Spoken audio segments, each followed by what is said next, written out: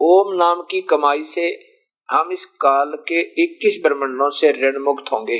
प्रथम मंत्र से तो हम एक ब्रह्मांड से मुक्त होंगे, जो हम प्रथम मंत्र आपको देंगे, और दूसरा जो मंत्र सतनाम होगा उसमें एक ओम नाम की कमाई है, उससे हम 21 ब्रह्मांडों के ऋण से मुक्त होंगे। और ये कमाई, ओम नाम की कमाई का बेनिफिट है कि यहाँ पर अच्छी कमाई जो हम बताएंगे ऐसे कर लेगा कोई, तो यहाँ पर महादेव भी बन सका है, विष्णु भी बन सका है, शिव भी बन सका है, इंद्र भी बन सका है उस विधि से, क्योंकि उससे ज्यादा कमाई होती है, ज्यादा बेनिफिट होता है। और ये हमने नहीं लेनी, इसका केवल यही बेनिफिट है, प्रभु नहीं मिलता ओम नाम के जाप। गीता जी के 11वें अध्याय के 47, 48 और 53 और 54 श्लोक में स्पष्ट है कि वेदों में वर्णित विधि से ओम नाम का जाप अर्थात यज्ञ हवन आदि तप क्रिया से कहते मैं नहीं मिल सकता, तुम प्रभु तो मिल ही नहीं सकता, उससे अन्य बेनिफिट है, तो वो हमने लेने नहीं, उसके बदले में हम इसको दे देंगे वह सारी कमाई, ये हमें ऋण मुक्त कर देगा। गीता जी के 18वें अध्याय के 66वें श्लोक में यही स्पष्ट किया कि अर्जुन तू सभी मेरी पूजाओं को छोड़ गए, मेरी जितनी भी धार्मिक जितनी भी तूने कमाई की है, सर्वधर्मान परित्याज्य माम, मेरे सारे पूजाओं को छोड़ गए, एकम शरणम व्रज। अब यहाँ पर लिखा है कि मेरी जो है सभी जो मेरी पूजाएं तूने की हैं ओम नाम के जाप की, मेरे लेवल की, वो मुझ में छोड़ गए, माम माने मुझ में जमा करा दे, और तू उस एकम शरणम व्रज, उस एक परमात्मा की शरण में चला जा, और फिर मैं तुझे यहाँ सब कर्मों से मुक्त कर दूंगा, तू चिंता ना करे। अर्थात मेरा ऋण मिल जाएगा, मेरा ऋण मुक्त हो जाएगा और तुझे मैं छोड़ दूंगा, ऐसा काल कहता है। और दूसरा जो मंत्र होगा वो पारब्रह्म के लोक का टैक्स होगा, किराया होगा, उसके अंदर से हमने जाना, वो बहुत लंबा चौड़ा है, वो जहाज का किराया होगा वहां से वहां तक का। और जो सारनाम होगा वो ऊपर स्थायी तव हमें प्रदान कराएगा, वो जब कामयाब होगा जब हम इस यहाँ से ऋण मुक्त होने के योग्य हो जाएंगे, अन्यथा नहीं होगा, इसलिए वो बाद में दिया जाता है।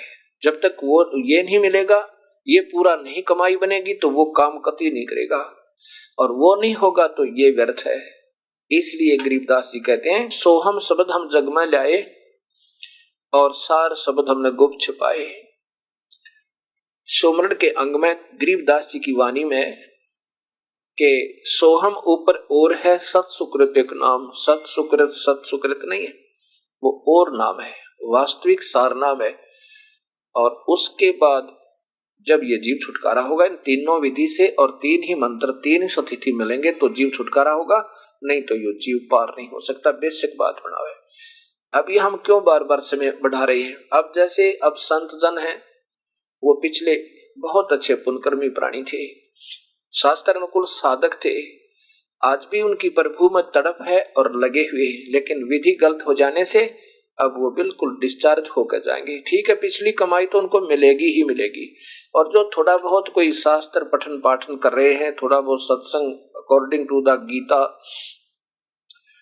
गीता के अनुसार, कबीर साहब के अनुसार थोड़ा बहुत बता रहे हैं, वैसे तो जब उनको अधिकार ही नाम नहीं देने का नहीं है तो वो दोषी तो है ही है, क्योंकि उन भोली आत्माओं को गुमराह किए बैठे हैं, जो ढूंढ अपने कोई सतमार्ग को ढूंढ लेते हैं घूम फिर के, अब उनको बांध लिया उन्होंने, ये पक्के दोषी है।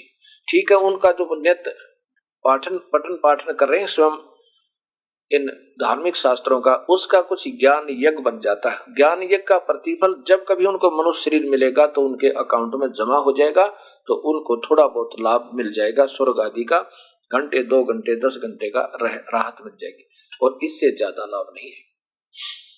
अब ये दास ये बताना चाहता है कि ब्रह्म इस काल के ही पुत्र विष्णु जी के अवतार श्री कृष्ण जी, अर्थात ये विभागीय एक स्टेट के अंदर, एक प्रांत के अंदर विभागीय मंत्री जानो, इनमें भी शक्ति होती है पर प्रधानमंत्री के तुल्य नहीं हो सकती, अंडरस्टूड है। अब ये प्रसंग चल रहा था कि भगवान श्री कृष्ण सुदामा को राहत जरूर दी, लेकिन जन्म मृत्यु नहीं मिटी। और कबीर साहब ने इनसे अधिक दी, 7 पीढ़ी का राज बख्श दिया, 1 रोटी खा के, और उन्होंने चावल खा करके केवल थोड़ा सा धन दिया, दारिद्र मुक्त कर दिया। वो भी राहत बहुत है, एक गरीब आदमी को धन मिल जाए बहुत है, लेकिन कुत्ते गधे सुअर 84 दुनिया नहीं मिटी तो कुछ भी नहीं है। अब क्या कहते हैं कबीर साहब, और कबीर साहब ने 7 पीढ़ी का राज दिया, फिर उसको पार किया। ऐसे सम्मन को जैसे मोरध्वज के पुत्र ताम्रध्वज को क्या कहते हैं कबीर साहब, और कबीर साहब ने 7 पीढ़ी का राज दिया, फिर उसको पार किया। ऐसे सम्मन को जैसे मोरध्वज के पुत्र ताम्रध्वज को श्री कृष्ण भगवान ने जीवित किया, इतना कर सकते हैं ये, लेकिन 84 उनकी नहीं मिटा सकते, जन्म मरण नहीं मिटा सकते, काल से नहीं छुटवा सकते। कबीर परमात्मा ने दोनों काम किए।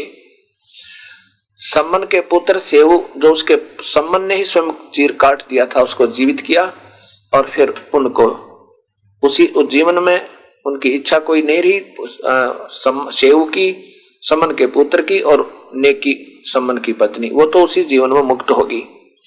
ये जन्म तो हम स्वयं बढ़ा देते हैं, नहीं तो अभी इसी जन्म में हम मुक्त हो जाएंगे अगर पूरा विश्वास और तीनों मंत्र प्राप्त करके, और फिर पूर्ण रूप से अंतिम सांस तक गुरु मर्यादा में परमात्मा तुल्य गुरु को मानते हुए अपना जीवन बितावे। फिर उनको सार शब्द उपलब्ध करवाया जाएगा और फिर वो मुक्त हो जाएंगे। इसी जीवन में हो सके कोई जीवन नहीं बढ़ेंगे, लेकिन जन्म हम बढ़ा लेते हैं।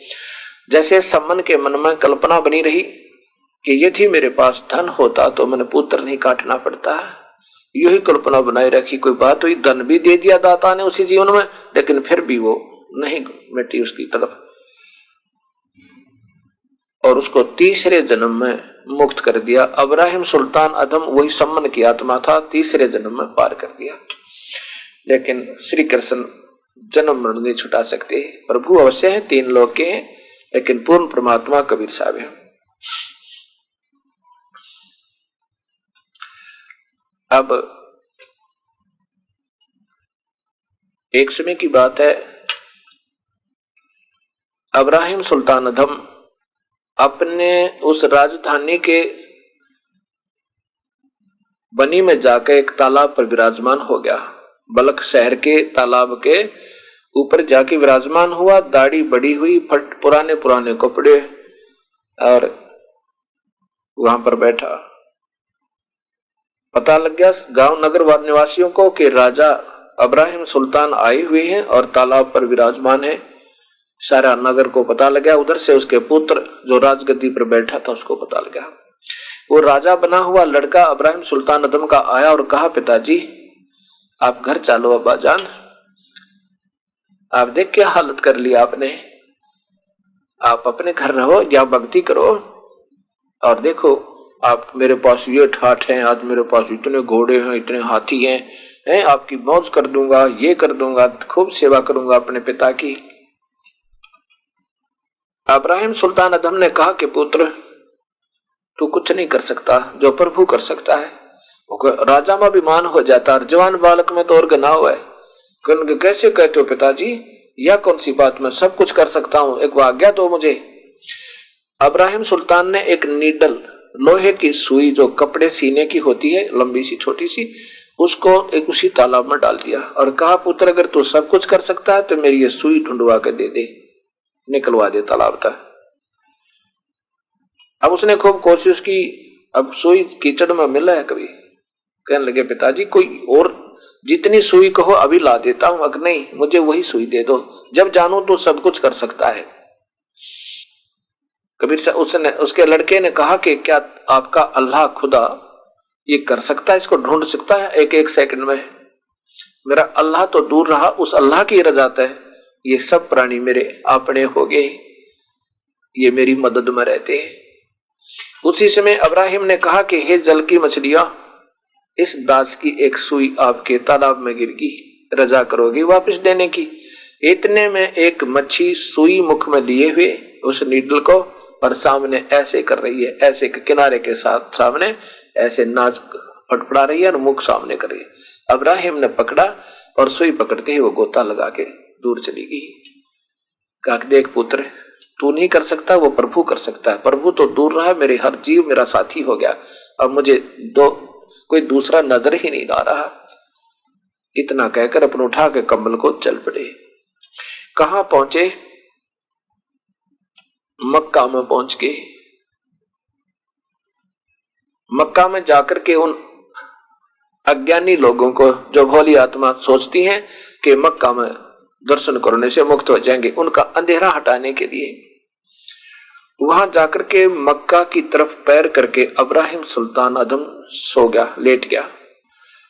अब किसी ने बाहर बताया कि उनको काजियों को जाकर कहा, मुल्लाओं को, कि मक्का की तरफ पैर किए हुए एक व्यक्ति सो रहा है। मानता नहीं, हम कहते हैं, कहता है भगवान सब जगह है, अल्लाह सर्वव्यापक है, अल्लाह कोई विशेष स्थान पर नहीं है, ऐसा कहता। तो मुल्ला और काजी गए वहां पर गुस्सा होकर और कहा कि ओ कमबख्त, तुझे शर्म नहीं आती? तू मुसलमान होकर के और मक्का की तरफ पैर करके सो रहा है, काफिर, तू क्या कर रहा है? अब्राहिम ने कहा कि काजी, जिधर अल्लाह नहीं है मेरे पैर को उधर कर दे, जहां अल्लाह ना हो उधर कर दे मेरे पैर को, आप ही कर दो, आप दया कर दो, मुझे बुखार आया हुआ है। अब उस मुल्ला ने, काजी ने पकड़े उसके पैर और दूसरी तरफ पटक दिए। वो मक्का उसी तरफ उठकर वहां से उसी तरफ दृष्टि गोचर होने लगा। अब गुस्से में तीसरी तरफ पटक दिया, चौथी तरफ पटक दिया, उधर ही मक्का साथ साथ जा रहा है। इतने में उसको पकड़कर गुस्से में ऊपर को कर दिया, ऐसे ऊपर को, पैर उसके ऊपर ही मक्का दृष्टि गोचर है, यथा स्थान पर नहीं है।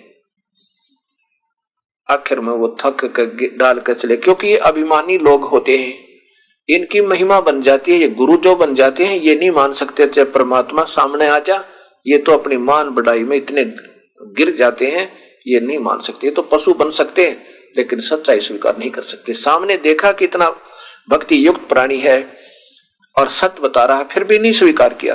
और चाहिए था उस महापुरुष के चरणों में गिर के उपस्थित सभी व्यक्तियों ने और सतमार्ग पूछना चाहिए था कि ये क्या बात है, कैसे परमात्मा कौन है, कैसे प्राप्ति होती, लेकिन नहीं, क्योंकि वो गुरु लोग नहीं आगे बढ़ने देते।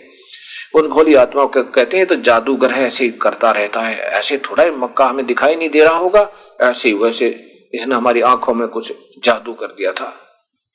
वो भोली आत्मा होती है, प्रभु की प्यासी होती है, गुरुओं को बंधी हुई होती है, ये स्वयं अंधे होते हैं, इस जीव को सतमार्ग पर नहीं लगने देते और ये स्वयं दोषी हैं, उस प्रभु के अंत में बहुत कष्ट पाते हैं। इस प्रकार ये पुण्यात्मा प्रभु को प्राप्त हुई है।